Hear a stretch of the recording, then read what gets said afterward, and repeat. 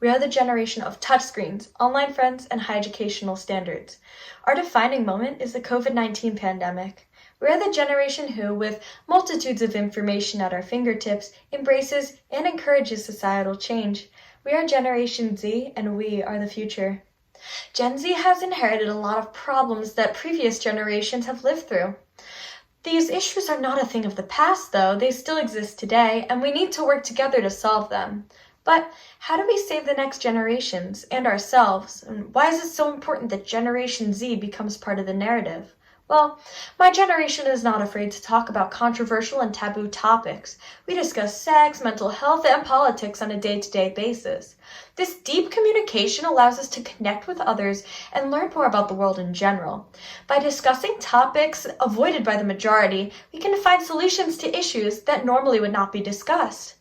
With our unique new way of communication through social media and use of the internet, we have a significant upper hand over previous generations. With a simple touch of a screen, we can distribute information about events or ideas to thousands of people just like that.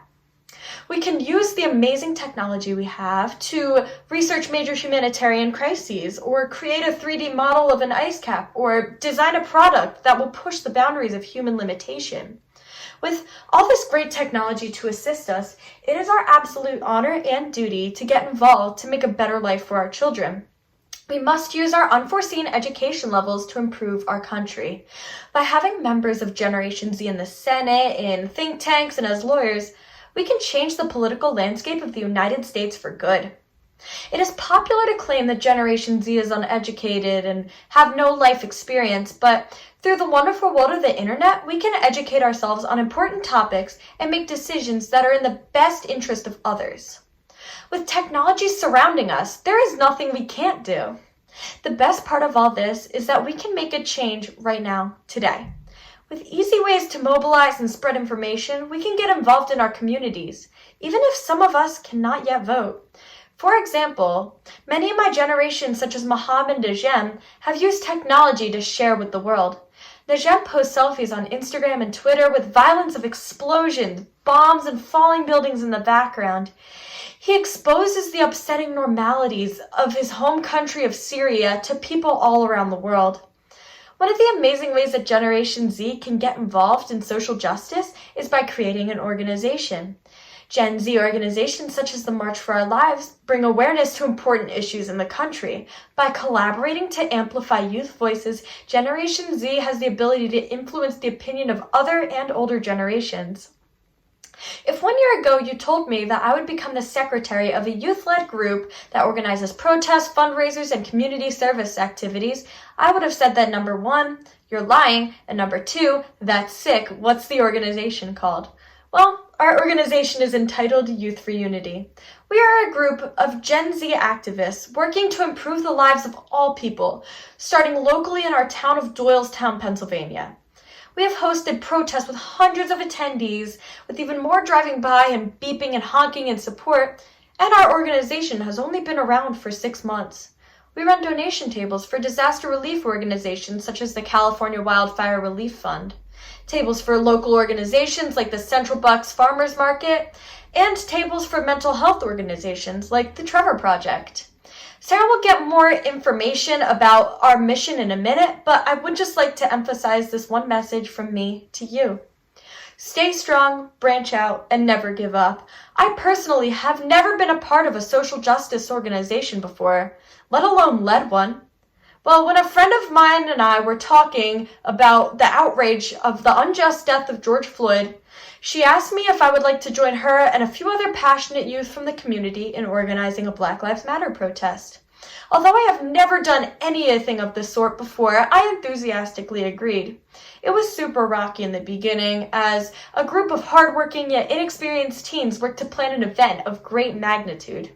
Thankfully, with the help of other social justice organizations in our town like Rise Up Doylestown, we were able to amplify the voices of the Black community and showed our town that racism will not be tolerated here. After that protest, we were stuck. We were a bunch of youth with a drive and a passion, but no plan. We added a few more individuals we knew from our school district and went to town, Doylestown. We organized countless fundraisers outside of small businesses in our town and hosted protests for community members to attend. Of course, our group has had its disagreements and continue to still have them, but we stand strong through it all. That is why I beg of you, if you have a cause that you are passionate about, do not give up in your pursuit. Many people have said that we were too young and too uneducated. We have been threatened with violence. We have still stood strong in our message, which is to achieve justice for underrepresented community members. And this work is super important. Gen Z, make sure that you are well-read and educated. Use your internet. Pay attention to your teachers. Use your intelligence and drive to change the world, one small town at a time. As students, it's necessary for us to stay informed as the next generation of policymakers, lawyers, politicians, and voters. Like so many other Gen Zers, I have always been an ambitious thinker, dreaming of making the world a better place while seeing figures such as Greta Thunberg and Yar Shahidi work to combat climate change and poverty's effects on education. Yet the most important thing that we can do as students wanting to create change is to begin locally. When small towns get involved, it demonstrates that average citizens are listening, willing to have open-minded conversations, and want to make a difference. Youth for Unity held our first Black Lives Matter rally in front of the old courthouse in our town center, Doylestown, in June. Following the death of George Floyd, we equipped ourselves with water bottles and disposable masks in order to maintain safety in the surprisingly large crowd of 200, which we are eternally grateful for. We composed a list of speakers, all people of color, in order to share their experiences of the implicit racism that they had gone through growing up in America. The stories we heard about feeling like an outcast and being the recipient of microaggressions, even in the 21st century, drove our motive to keep advocating for racial justice in our community. Doylestown is primarily white, which creates a sheltered community. It was not unusual for me to be the only person of color in a friend group, in a classroom, or in a restaurant. I enjoy sharing my Chinese heritage and traditions more than anything else, but I'm still chased every day by baseless stereotypes that have resulted in our biggest problem, which is diversity. Diversity gives birth to cultural unawareness, and we organized our first Black Lives Matter rally because Black lives will always and forever matter, but also to challenge the comfortable whiteness of Doylestown and to begin a conversation on the racial divide. With school districts that had minority percentages in the single digits, the population of Black students in my school hovering at 1%, it felt that much of Doylestown had become complacent in its whiteness. Youth for Unity was founded to spark dialogue on the racism that still hurts our country today, even if much of it is unapparent in a small Pennsylvania town. Our group was initially established after this first protest with 20 organizers or leaders. Despite being united for a passion for social justice, we also had different ideas, different schedules, and different opinions on how our organization would be run. With so many varied backgrounds and voices, this presented many unique perspectives, but also proved difficult in coming up with and splitting the work on tasks. Eventually, we decided to divide into varying committees that were commandeered by a director of sorts. We have since hosted a climate change rally and held fundraisers every 2 Sundays to causes local, national, and global, such as Pine to Pink, which is a Doylestown-based organization benefiting breast cancer patients, the California Community Fund, which has provided aids to firefighters and families in need of relief on the West Coast, the Lebanese Red Cross following the explosion in Beirut. In the future, we're hoping to begin a book club aimed at covering anti-racist texts, and we are currently planning an LGBTQ town hall which will cover the queer community and sex education. There's no way for me to communicate how much Youth for Unity has meant to me in the crazy months of 2020. As a daughter of 2 immigrants, a queer young woman of color, and as a student, social justice matters to me not only because of my rights to marry, to feel safe in this country, to get an education, but because I'm grateful for everything that this country has offered to me. True patriotism is knowing that our young nation needs systemic reform, and Gen Z stands at the helm of that movement as America's next leaders. 2020 has been tragic, unfair, and soul-crushing, but also an age of reckoning, the start of an era where we stand together despite our differences. I'm proud of what Youth for Unity has achieved in the past, and I am so excited to see what we can do in the future. We all know that making change, even within our local communities, is hard. You may be wondering if little actions can really create change. I'm here to tell you that they can. Throughout my experience at Youth for Unity, I found that the key to creating progressive change is to be passionate and well-informed about the change you're fighting for. As a group, We identify injustices and important causes, and we create a plan to address them. The plans are essential, but it's the passion behind the plans that I want to highlight. Each and every one of us at Youth for Unity has a core commitment to social justice. It is that passion and our continuous dedication to staying informed on the topics we advocate for that inspires other people to want to join us in fostering change. So whether we're doing something small, like posting educational resources on our Instagram, or doing something big, like leading protests with hundreds of people in our small town, we are influential in making change and convincing our community members to join us in our efforts for change. You want people to donate to something you're fundraising for? You want to persuade people to make a change in their day-to-day life or thought process? Show them the humanity of your cause. Use facts to compel them to see the value of your cause and make them feel as though they can make a conscious choice to be a better person. Regardless of the size of your action, whether it's a protest, vigil, fundraiser, or post, speak with your head and your heart in order to make others eager about the prospect of change and advancement. Youth for Unity is proof that small actions can make an impact.